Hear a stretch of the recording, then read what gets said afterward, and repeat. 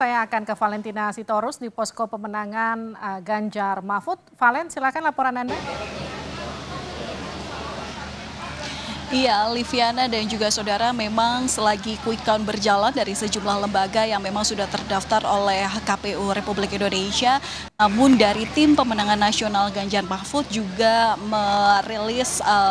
hasil quick count sementara yang dilakukan oleh tim survei internal. Dalam hal ini adalah BSPN Pusat PDI Perjuangan, data saksi juang PDI Perjuangan. Dan kalau dilihat dari jumlah suara yang masuk sementara berdasarkan survei internal dari PDI Perjuangan sendiri, untuk paslon nomor urut 1 Anies Muhaimin mendapatkan suara 25,17%, kemudian paslon Prabowo Subianto dan Gibran Rakabuming Raka 56,42% dan Ganjar Mahfud MD 18,41%. Sementara dari jumlah suara yang masuk ini yang terdata baru sekitar atau berasal dari 3.567 TPS yang masih didata, artinya belum masuk, di mana TPS total terdata 5.469. Dari jumlah persenan yang tadi saya sebutkan berdasarkan hasil rilis sementara tim survei internal ini masih merangkum dari 560.220 suara yang sah masuk, di mana masih ada 204 juta suara yang masih terdata atau belum masuk. Dan dari hasil rilis survei sementara, memang tadi kami sempat konfirmasi juga kepada Ganjar Pranowo yang juga tadi sempat datang ke markas tim pemenangan bahwa dirinya hingga saat ini optimistis bahwa tim yang melakukan survei internal pun juga saksi-saksi yang disiagakan atau ditugaskan ke seluruh TPS yang ada di Indonesia hingga kini masih bekerja, artinya perhitungan suara juga masih dilakukan. Tadi juga kami menanyakan mengapa suara dari paslon Ganjar Mahfud ini dirasa bontot meskipun itu dilakukan di survei internal, namun tadi Ganjar juga menyatakan bahwa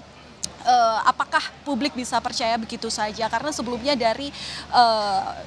wawancara yang sempat kami lakukan oleh sejumlah petinggi partai dari koalisi pendukung Ganjar Mahfud sendiri mengatakan bahwa ada upaya intimidasi, ada dugaan kecurangan-kecurangan yang dilakukan. Meskipun apa instrumen kecurangan itu ketika saya tanyakan ini juga masih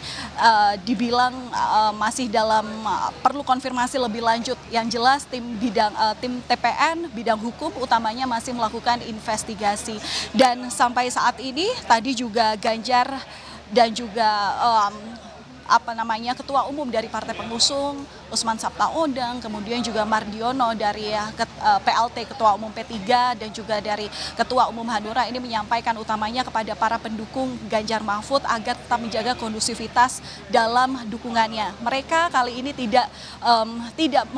menerima mentah-mentah perhitungan yang kemudian keluar berdasarkan quick count dari sejumlah lembaga, namun mereka percaya bahwa hingga kini KPU masih mengumpulkan C1 dari masing-masing TPS di seluruh Indonesia dan mereka nantinya masih menunggu hasil dari real count yang tentu masih akan dihimpun oleh KPU, di mana seperti kita ketahui menurut peraturan KPU nomor 3 tahun 2022